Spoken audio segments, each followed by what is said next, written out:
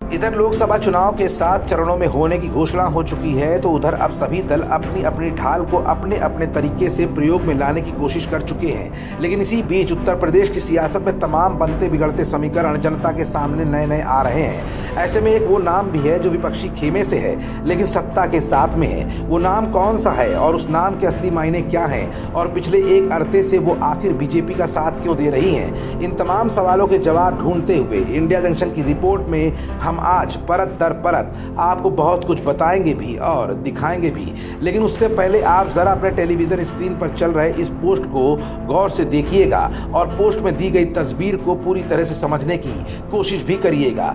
दरअसल ये social media account है अपर्णा यादव का। अपर्णा यादव के 2022 में हुए विधानसभा चुनाव से लेकर 2024 में होने वाले लोकसभा चुनाव तक के सफर में बीजेपी का एक खास चेहरा लखनऊ में मानी जाती थी। लेकिन अपर्णा यादव को ना तो विधानसभा का टिकट मिला, ना ही तो एमएलसी बनाया गया और ना ही उत्तर प्रदेश के लिए जारी की गई बीजेपी की पहली लिस्ट में अपर्णा का नाम आया है। इन सबके बीच शिवपाल सिंह यादव के बर्थडे के दिन अपर्णा यादव का शिवपाल से गर्मजोशी के साथ मिलना तमाम राजनीतिक सुगबुगाहटों को जन्म दे गया।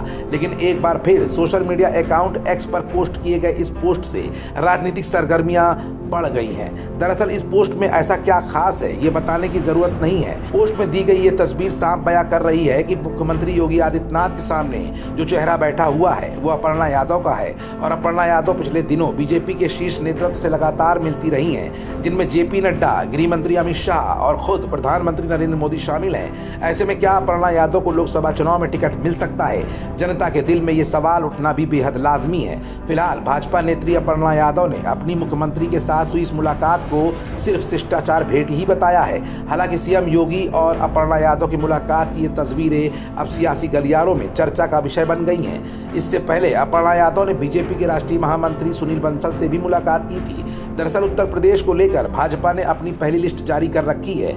वहीं यूपी में बीजेपी अपनी दूसरी लिस्ट में 24 सीटों पर प्रत्याशियों के नाम का ऐलान करेगी, जिसमें से कई मौजूदा सांसदों के टिकट पर खतरा भी मंडरा रहा है। बता दें यूपी में पहले चरण की वोटिंग 19 अप्रैल को होगी। वहीं इस चुनाव को लेकर यूपी में मिशन 80 के लिए बीजेपी जमीनी स्तर पर तैयारियों में जुटी हुई है। वहीं अब जल्द ही बीजेपी के उम्मीदवारों की दूसरी लिस्ट भी जारी कर दी जाएगी। ऐसे में अपर्णा यादव के मुख्यमंत्री योगी आदित्यनाथ से मिलने के बाद वेटिंग लिस्ट में अपर्णा के नाम के आने की संभावनाओं के बीच सियासी उठापटक काफी बढ़ चुकी है। अब देखना यह है कि इस पशुपेश की स्थिति में अपर्णा का अगला स्टैंड क्या होगा, एनडीए या फिर इंडिया गठबंधन। खबरों से जुड़े रहने के लिए सब्सक्राइब करें हमारा चैनल इंडिया जंक्शन।